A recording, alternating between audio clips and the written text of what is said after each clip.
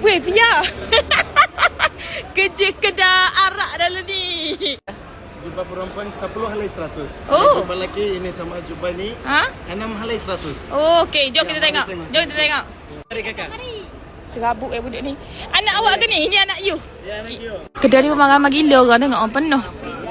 Oh, penuh guys. Sebab kedai dia memang boleh buat kira, boleh murah. Lepas tu kualiti kain dia premium. Ini premium. Ya, tu berapa? 50,000 satu. Beli di sini saya bagi tahu. Murah. 60? 60 rial? Wow, 60 rial. 60 rial guys. Allah watak ni. Kak, ini cantik ke kak? Saya apa? S. S ada semua ada. S, M, L, XL semua size ada sini. Mari tengok. Bolok biar dengan ni. Ni jubah budak pun ada. Ni beli dah ke Sarah dengan Pia. Saya siapa? Umur berapa?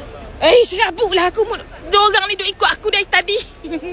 Mama ada. Ha, ni dia sedondon dengan mak ada, anak pun ada. Buat raya lah. Yang ni berapa rial? Dua layar murah.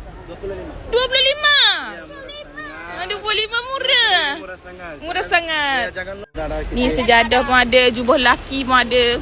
Ni yang budak-budak ada. Serabut lah aku. Budak-budak ada. Okay, ni sejadah raudah. Ya, ini sejadah Raudah. Okay. Jannah. Okay, Pia. Tiga. Kalau nak main kat kedai dia, dekat gate 338 straight dia mari sampai dekat Askering ni. Sampai dekat Askering ni, lepas tu di sini.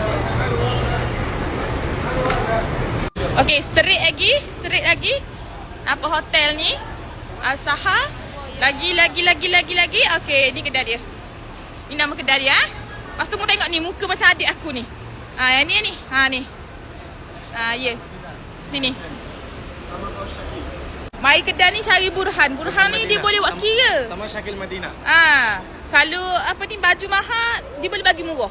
Ya. Eli memang setiap kali main Madinah, Ali akan main beli sini. Sebab kedai dia memang dia jadi boleh buat kira. Lepas tu kualiti kain dia tu Singgah yang kedai. Ya. Barakat Al-Madinah. Jangan lupa. Lupa lah. Kenapa tadi lupa?